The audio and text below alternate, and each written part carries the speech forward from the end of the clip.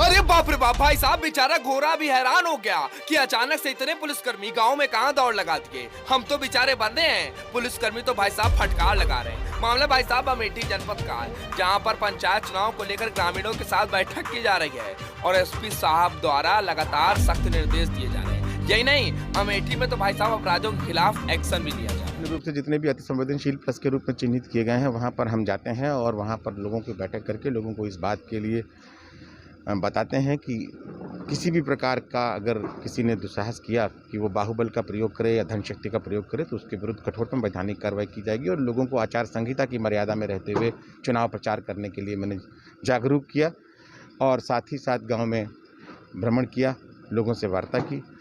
मेरा उद्देश्य ये है कि गांव में पूरी तरह से निष्पक्षता के साथ, पारदर्शिता के साथ चुनाव हो और प्रत्येक व्यक्ति निर्भीकता के साथ अपने मताधिकार का प्रयोग करे। इसी बात को सुनिश्चित करने के लिए मैं गांव में आया था।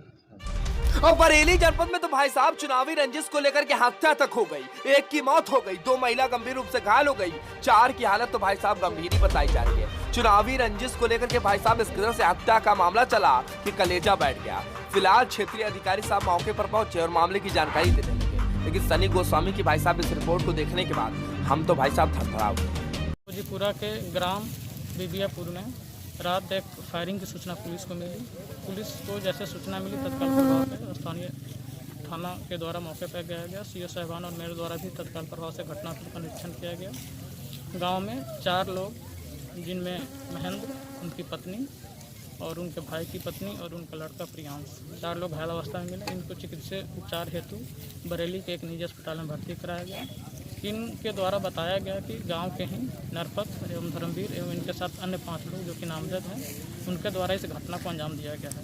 इस संदर्भ में थाना भोजीपुरा पर एक इनके द्वारा तहरीर दी गई। तहरीर के आधार पर 307 एवं अन्य सुसंगत धाराओं में 7 लोगों के खिलाफ नामजद एक FIR पंजीकृत कर लिया गया है। इसी क्रम में आज सवेरे लगभग 6 बजे ग्राम बिबियापुर के जंगल में एक व्यक्ति के द्वारा सूचना दिया गया कि एक शव पड़ा हुआ है। उक्त सूचना की जानकारी मिलते ही थाना पुलिस के द्वारा मौके पर आया गया। तो उस जो मृतक हैं उनकी पहचान नरेंद्र, जो कि ग्राम बिबियापुर के ही रहने वाले हैं, के रूप में की गई। मौके पे आसपास के जितने भी थाने वहाँ के फोर्स, सीओ साहबान और मैं स्वयं मौके पर हूँ।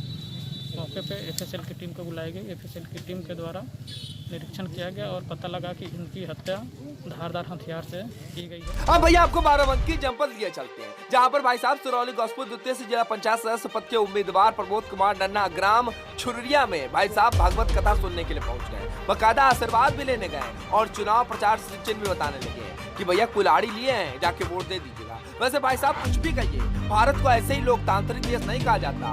भैया हमारे उम्मीदवार बहुत ही कलेजा थामे वाले हैं, चाहे जो हो जाए लेकिन इलेक्शन नहीं छूटेगा। फिलहाल बाराबंकी के लिए रिपोर्ट।